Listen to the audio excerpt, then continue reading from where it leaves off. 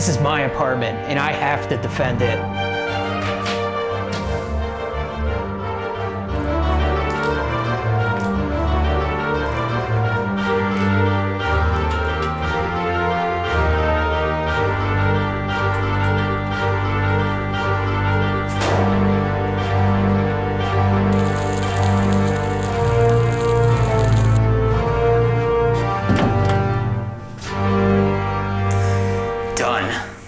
What the hell are you doing? How the hell did you get in here? You left the door open.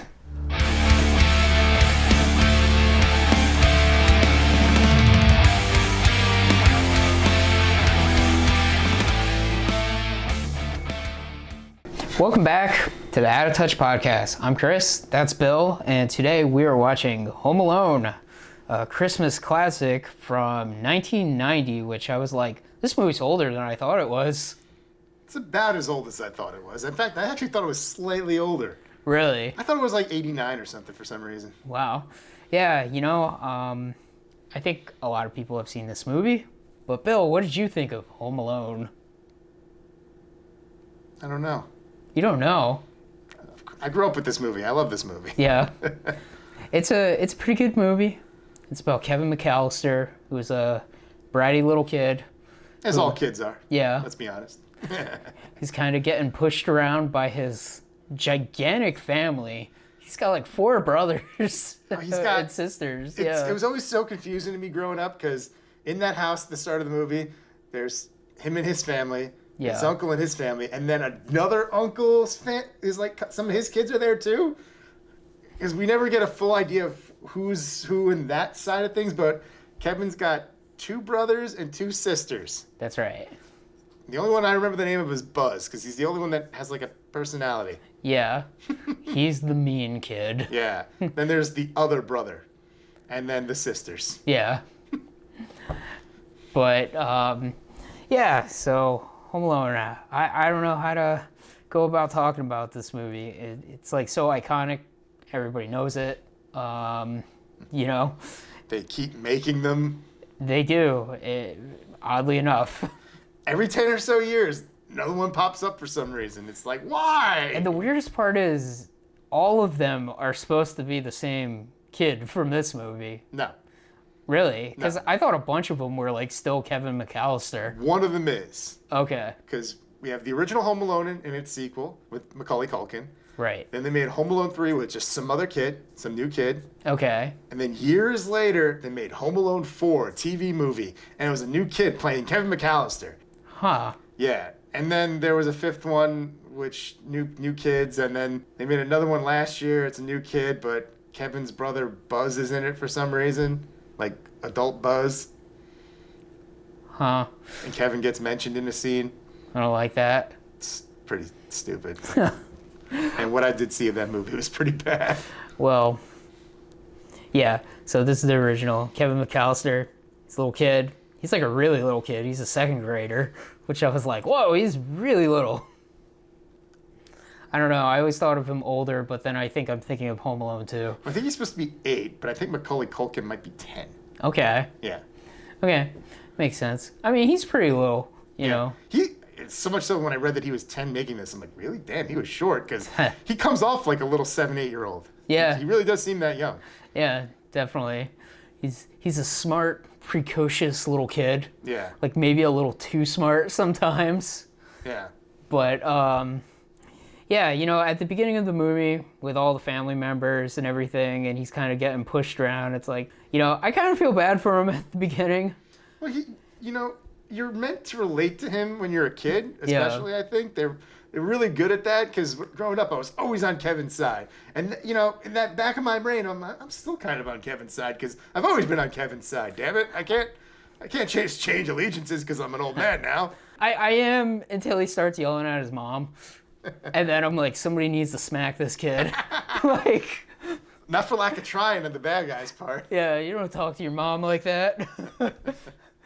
Yeah, so his family is going on vacation to Paris because they're rich. Well, it's also because the brother that we only ever see in the final film in like the background that lives in Paris, a couple of kids I guess are staying with them or whoever in America still. They're all going to Paris to see them. Okay. Along with the cheap Uncle Frank and his family as well. Right. And yeah, I guess because they're rich, even though I think at this point in time they're just upper middle class. Yeah. But that's a pretty big house. That's a really big house. I think on the outside it looks big, and the inside not so much. I don't know. I think it's still pretty big in the inside, you know. I don't know, it just seems kind of standard to me for some reason. I don't know. I guess that says a lot about you. Not really. It just I think the inside just looks like, you know, film sets to me. I mean, they've got a basement.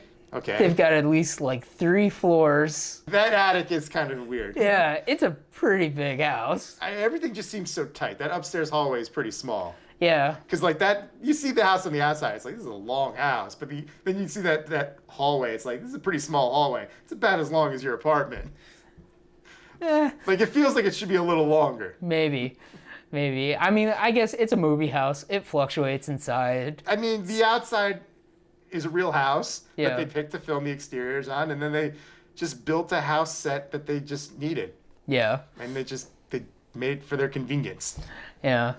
So, you know, the whole beginning of the movie, Kevin gets into a fight, gets left at home because they lose power the night before. I'll say this, the set of circumstances that they contrive to keep the family from both not realizing that they've left him behind and not being able to just immediately get in touch with him, it's pretty clever. Yeah. Because some of them I never saw till I was older.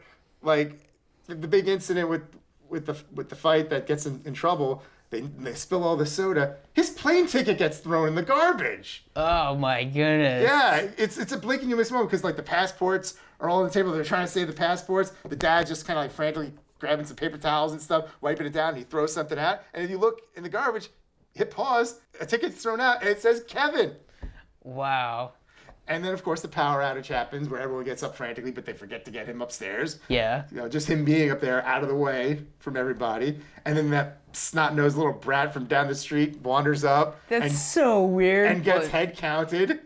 That's like such a relatable thing, though. I can remember like kids in my neighborhood like doing that, just like walking up to people while like they're doing stuff. I'm like, that's such a like 90s thing. I don't think modern kids would do that now. Yeah. But and because, you know, this movie came out in 1990, there's no cell phones widely available. No. And their phone lines are down, so they can't just, at least for a little while, they can't just pick up a phone and, come on. Yeah.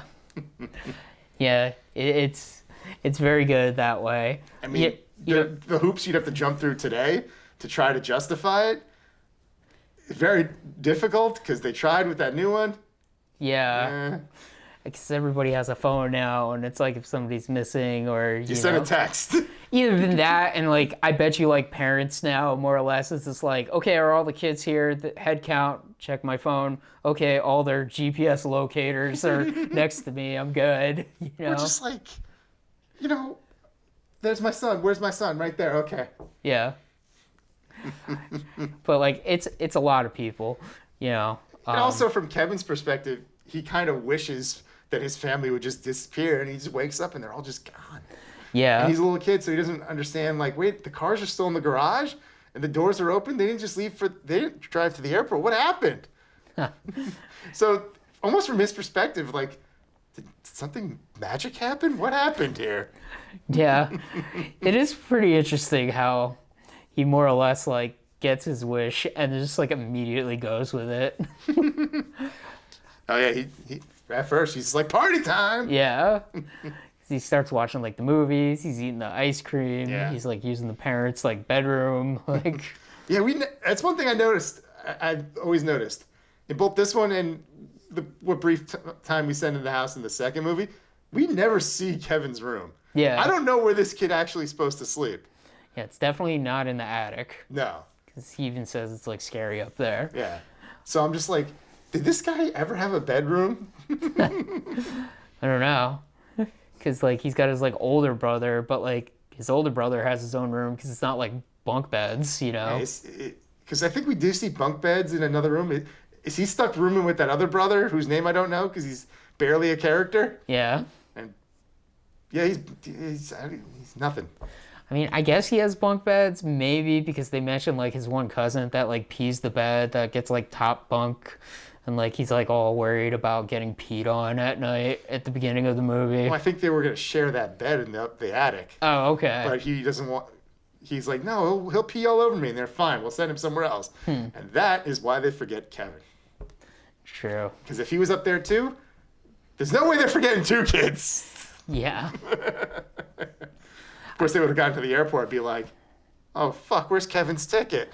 Yeah, the movie setup is so good too, because not only that, but you have one of the burglar guys disguised as like the cop at the beginning of the movie, like Yeah, just blatantly casing the place. yeah, like in the house and being like, oh, there's a lot of robberies in this area. Yeah. And then like the mom is just like, oh, it's fine, we've got alarms. I think the dad says we have alarms and stuff, and then the mom's like, we're going to Paris for this many I days. don't think they don't have alarm. They have like automatic timers on their lights and door locks. They don't have alarms. That's right. Yeah.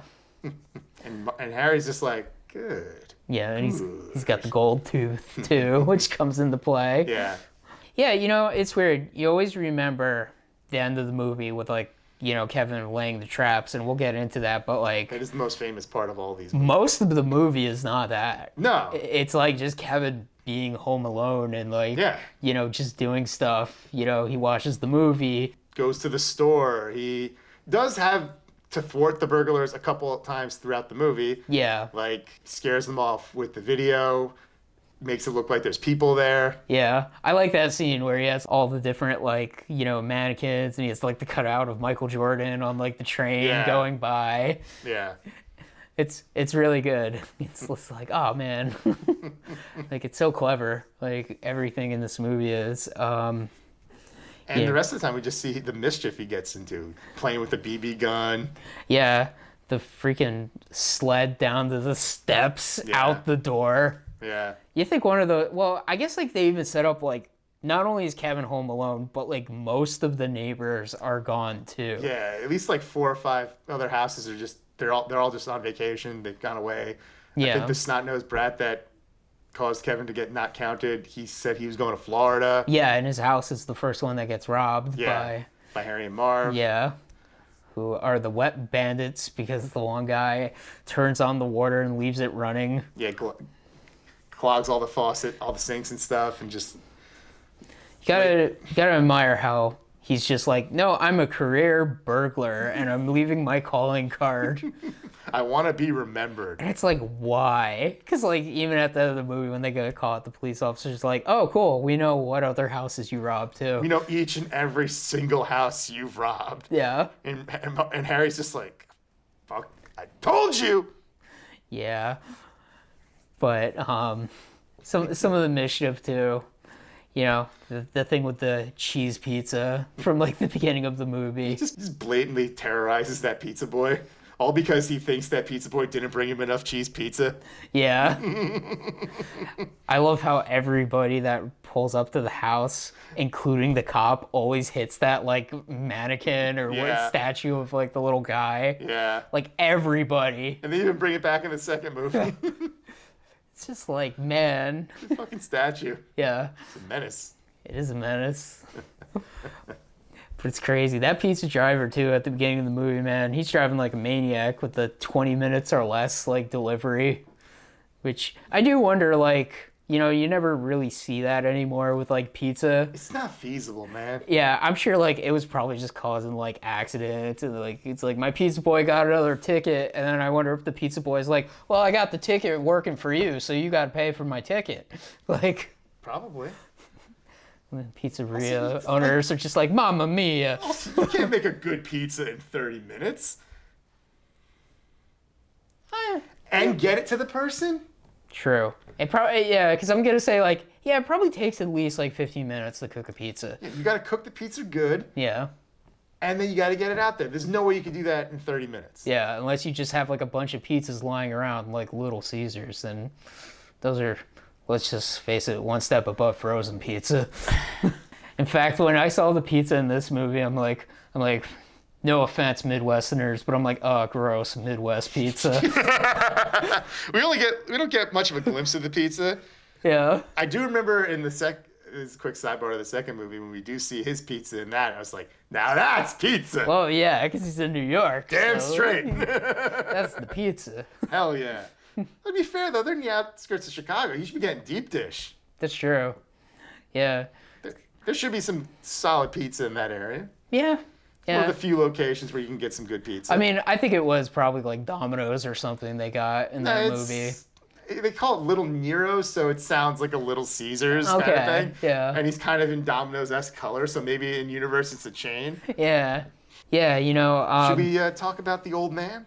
Sure. Because he's, throughout the movie, he gets introduced via Buzz, telling a tall tale of this old man Marley who killed a bunch of people with a shovel and put all their bodies in a barrel of salt. Yeah. Because either he just hears stuff and believes it, or he's a lying asshole. I don't know which. Well, I guess both.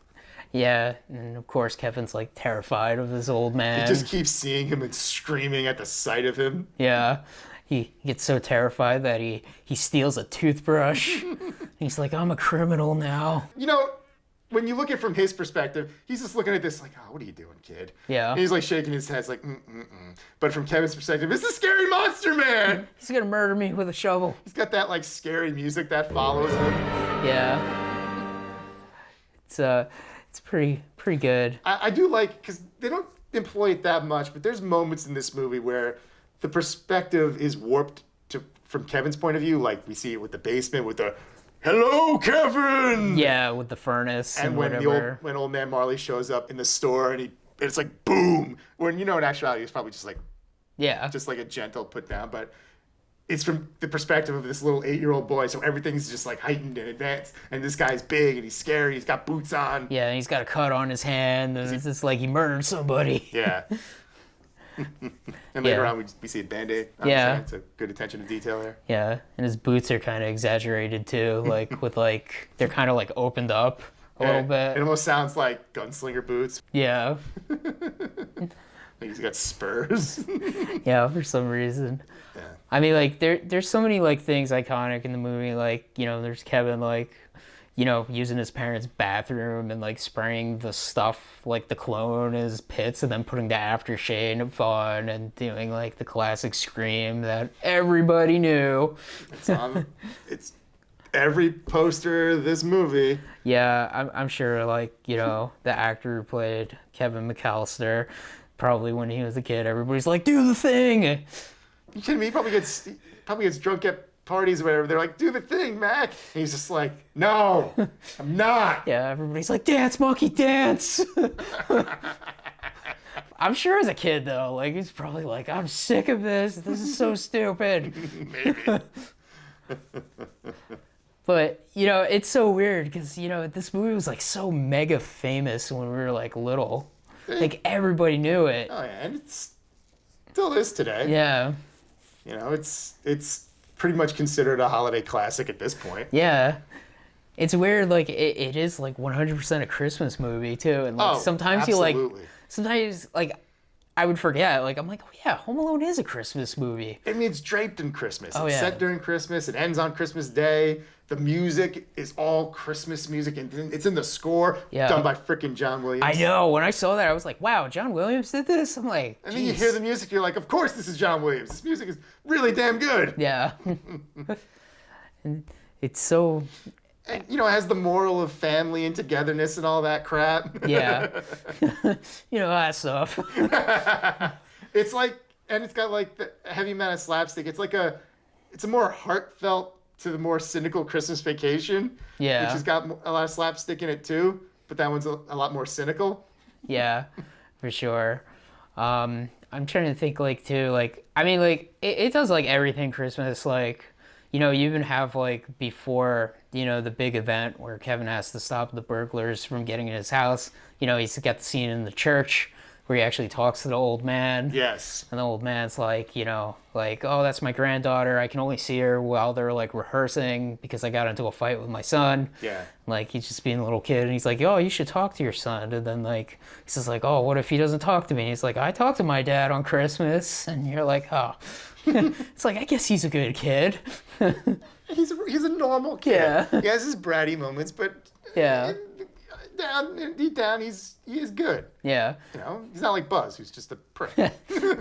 who's like every bully kid. Like every stereotypical bully kid looks like the way Buzz looks in like a lot of movies. Real life too. It's like a very type. It's like Yeah. it's like we need this type of kid. Go find it. It's tall, kind of fat, face that just looks angry. Yeah. Pug face kid, big teeth. You know, a kid that hasn't grown into his features yet. This is not watching it for this is not the first time I've watched it this month. And I was actually thinking about the last time I watched it, how there's a doggy door in the McAllister house. Yeah. Marv famously pokes his head in, gets shot in the face with a BB gun, which is great. And it just had me thinking, like, do they have a dog? And I'm like, well, I guess they have a dog, but I get, it makes sense. You don't see the dog because the dog would be in a kennel. And then when I was watching from the beginning this time instead of like walking in the room while someone else was watching it in my family in like the middle of the movie and just sitting down. I'm like, yeah, I know this movie pretty well. Yeah. And the mom was talking on the phone and I briefly just hear her say, no, we're not bringing the dog. Put it in the kennel for the hey. Wow. So there's a dog. Wow. So much attention to detail. I love it when you just pick up on stuff that you just never thought to listen to. And yeah. It makes movies like this rewatchable because you just get all the little touches. They threw out Kevin's ticket. They do have a dog. Yeah. That doggy door isn't just there for nothing. Yeah. But, man, that doggy door gets some pretty good use in the movie. Absolutely. He puts the barrel through the doggy door, shoots Harry in the freaking groin. Yeah. That's great. So good. Yes. Look at Harry and Marv. Yeah. They help make this movie because of their banter and just they're such assholes that once they get like their comeuppance, it's just fun to watch. Yeah, it's funny because like, they're burglars, but they're so dumb at the same time. Like, just like comically stupid. Yeah, I mean, they're just 2-bit criminals. They're not like criminal masterminds or Yeah. anything like that. They're 2-bit thugs. They break into a house when no one's there and put stuff in a sack. There's no high level of education needed for something like that. Yeah, you just take it to like, I guess, a pawn shop or something. Exactly. Before like, I guess like tracking for like computer stuff and No whatever. one's putting a tracking chip in a VCR. Well, it's not even that, but like I think like, if you sell something to a pawn shop, they have to like put it into a database, and then if in the database it comes up stolen, they'll know. It depends on the pawn shop, I guess. Yeah, I mean, I guess like the ones that are on the up and up are supposed to. Hey, you go to the one in that one neighborhood in Chicago, and yeah, I guess. Old Vinny he doesn't ask questions. He just hands over the money and takes the merchandise. Yeah, I guess so. Some nice stuff. Where'd you get it from? Actually, that's none of my business. You guys always finding stuff. Would you rob a yard sale or something? Yeah. Yeah, or something, all right. Oh, man. But, yeah, like, and Kevin stops him, like, at least 2 times before, they figure out, like, hey, there's only this kid in this house. Yeah. And it's weird because you think, like, oh, there's a kid, like, home alone in the house. And they're like, no, we're going to still rob the house. It's like, why? Because it's a kid. I know, but, like, it's They like... figured they could tie him up, throw him in a closet, and just ransack the house and leave. It just seems like such a hassle. I mean, yeah, but then it wouldn't be a movie, Chris. I guess so, But, like, that's like, it's just like they're so dumb. And just Kevin never... until like a certain point, I'm just assuming the phones are still down. Otherwise, he would have called the cops already. Oh, no, he waited to call the cops. Just call the cops, Kevin. Yeah. He's a little too smart. Like, at the grocery store when the lady goes like, is your mom here? And he's just like, I'm 9 years old. Of course my mom's here. She's out in the car. And the lady starts like asking him all these questions. Where do you live? I can't tell you. You're a stranger. Yeah. And it's just like, oh, he's too smart. Oh, man. There was a moment in watching that scene where he's buying all that stuff and she's just like, all right, that'll be like $19.25. And I'm like, fucking hell. I know. I was thinking that too. I was like, $19.25 for all that shit? Damn. I'm like, God damn it. That milk would cost $5 alone. Yeah. It's like, man, your money really did go farther in 1990. You also got paid a lot less of it, but still. I mean, true, but Still. damn. It's just something that stuck out to me. Yeah. It's like all that stuff now would have been like, yeah, that would be like $60. Maybe. Yeah. Definitely more than 20. Yeah, for a lot more sure. than 20. A minimum of 40. Detergent is at least $12.99. It depends on the bottle size. At least $6. That's true.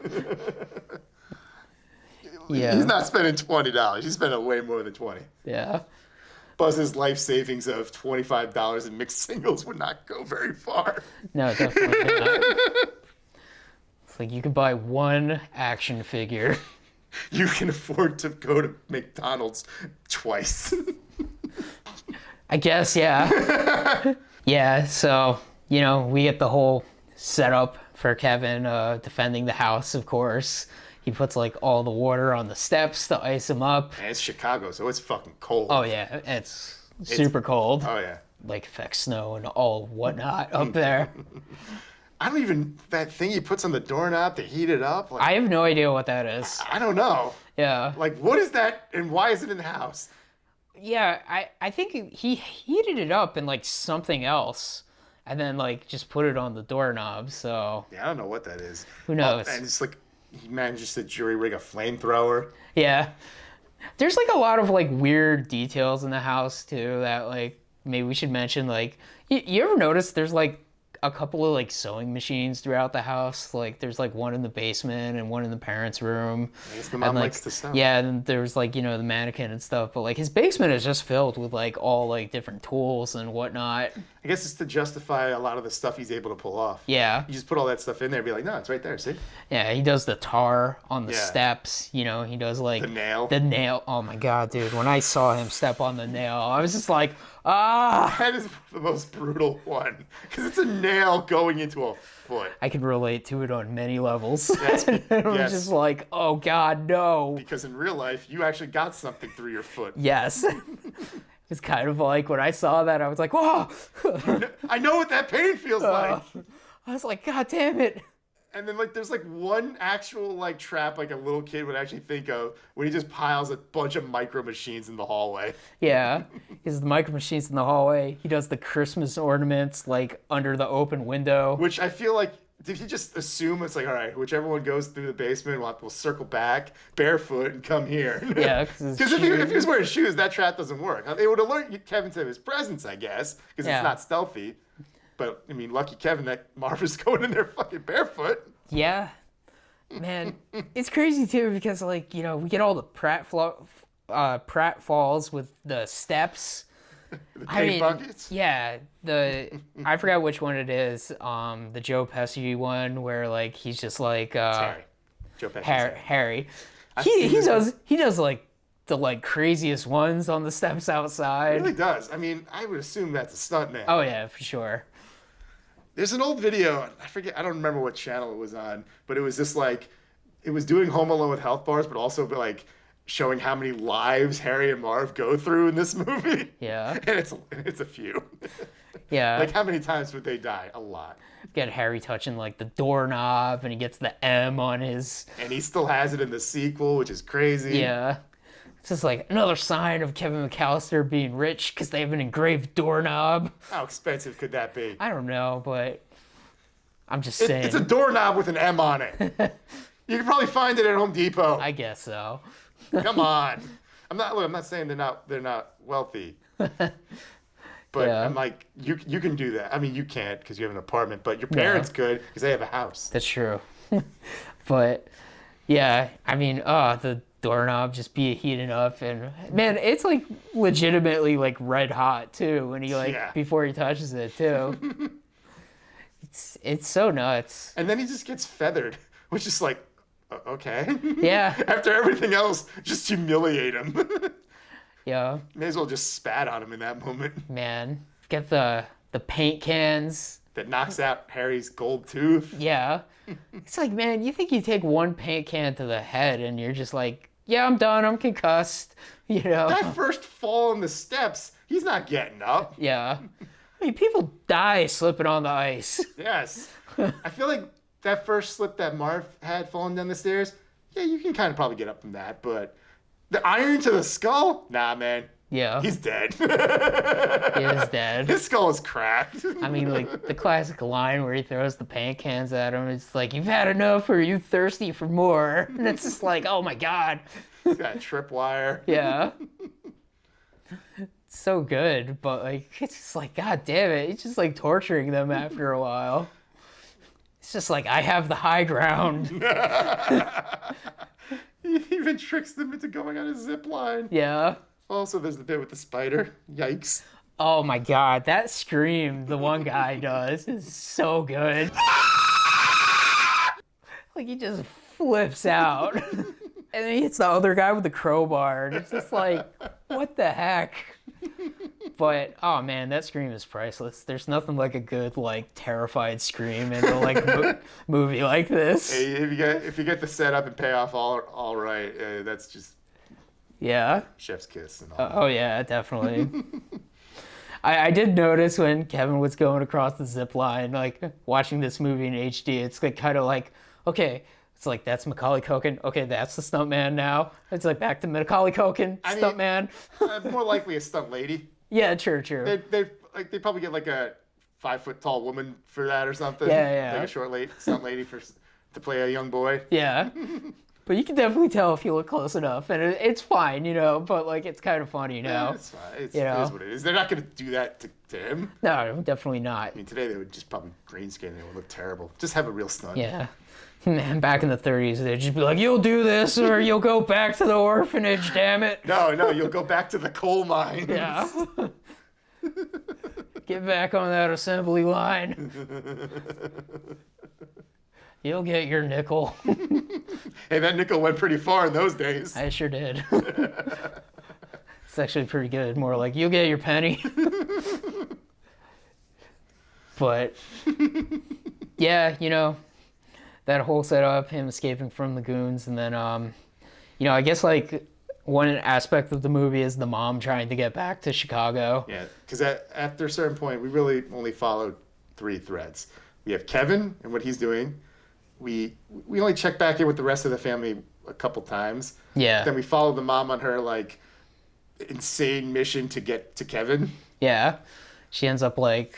First, she stays at the airport. She barters with an elderly couple. Yeah, get their tickets. And then she ends up, like, back in the United States, but she ends up, like, taking a bunch of flights to, like, different states, but not getting to, like, Ohio. And Illinois. Well, Illinois, yeah, I guess so. Yeah. That's where she's trying to get. Oh, yeah, I think she's in Ohio when she's trying to get a flight to Chicago. Because she ends up hooking up with the polka band. Yes. And they drive her to Chicago. And I think she's in Ohio and goes to... They say Scranton. I don't know where Scranton is. Yeah, I don't know. Maybe they're in Pennsylvania. Could be Pennsylvania. Yeah. I don't know why Ohio was in my mind. I thought she went there for some reason. Probably not, though. Maybe I thought Chicago was in Ohio, and then I was like, wait a minute. Well, the leader of the polka band, John Candy. Yeah, I was going to say, like I was like, hey, I know that guy. Yeah, Uncle Buck. Yeah. It's pretty fun. They do some of the Christmas carols with all their, like, instruments and stuff when they're, driving her back to Illinois, because I think they're heading to Milwaukee or something. Yep, it's in Milwaukee. Yep. Yeah. So, and, she does eventually get to the house. And I was pretty surprised because, like, the end of the movie is, like, pretty, like, heartwarming and emotional. And maybe in my old age, I'm like, what's happening to me? Why am I getting choked up by this movie I've seen 1,000 times? You're crying from Home Alone? The old man got to me. There's an element of nostalgia there, I guess. Yeah. It's like the heartwarming of Christmas. Yeah, it's like he just wants his mom home and his family, and then the mom finally comes home, and, like, he's standing there, and it's just like, oh my goodness. You got the John Williams score and all that. Yeah. And then on top of that, you get him to look out the window, and you see the old man who saved him earlier by... I love that part where Yeah. he just comes up behind the wet bandits and just shovel to the head, they're done. Yeah. Yeah. And then he sees the old man reunite with his family, and it's just like, God damn it. Christmas movie. And then Buzz says, what the fuck you doing in my room? Yeah. This is exactly what he says, the one F-bomb in the movie that makes this PG-13 for some reason. It's so weird.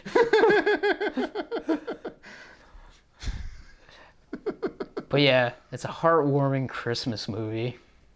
It really is in the long run. Yeah. It's more remembered for the slapstick, but it is quite heartwarming. Yeah. You're just like, oh, man. It's like Home Alone. there's more to the package than just like the violence and the comedy. The violence is like the cherry and the chocolate sauce on the sundae. It's there, it's great. Yeah. But the whole thing is good. Yeah, exactly. So, you know, it's a really good movie. I don't know what else to possibly say about it. There's so much that you can say, there's so much you can't say. One thing I can say is that this movie still manages to appeal to people. Like, I got a little nephew. He saw it for the first time this year. He loved it. Yeah. He loved the traps. Of course he did. Because when you're a little kid, that's what you're looking forward to. You're looking forward to the bad guys getting beat up. And, man, this movie knows how to beat up its bad guys. Yeah. I like the second one. Yeah. You never... Stop making them! Yeah. Look, I understand, Disney, they bought it. They got the franchise when they bought Fox. They had to make at least one, I guess. But no. Unless you're going to do like a weird, messed up version with an adult Macaulay Culkin. Yeah. Stop it. Yeah, definitely. But overall, Home Alone is a great movie. You should go watch it. It's a Christmas classic. Absolutely is. There's several degrees of Christmas classics to me. There's the classics, your It's a Wonderful Life, Sitting on 134th Streets. Then there's the family comedy classics, your Home Alone, I don't know if Christmas Vacation would fall into that category because it's a little more risque than this, but... I mean, everybody knows it, though, you know. Like, this falls in that Christmas Story, Christmas Vacation category because there is an element of relatability. You're a little kid, you can relate to Kevin. Yeah. You're an adult, you're just looking back at this movie being like, man, remember being able to just run through the airport 20 minutes before your plane took off and just barely making it to the door and somehow getting on the plane without having to worry about 45 minutes of customs? Yeah. There's some dated aspects of this movie. It's very dated. Very different world. Yeah, that's one good thing I can say about this movie. The stuff that's dated is just, it's just the world of its time. It's also kind of fun to look back on. Yeah. Yeah. But, it's a great movie. I catch at least part of this movie every Christmas, it seems. Yeah, I've seen it many times during the holiday. I grew up wearing out an old VHS. I've watched it a bunch of times on DVD. Yeah. Saw it streaming on Disney Plus. I own the Blu-ray Steelbook. I love that the Blu-ray has the black and white movie thing that they made for the movie just by itself, isolated. I think that's an awesome bonus feature. Yeah. That's great. It's pretty good. But I guess with that being said, I would say go watch Home Alone. But you've probably seen Home Alone. But hey, you know what? Watch it again. It's fun. Yeah. And And with that being said, Merry Christmas. Merry Christmas. All right, time to get out of here. All right, man. You forgot about the micro machines. Boy.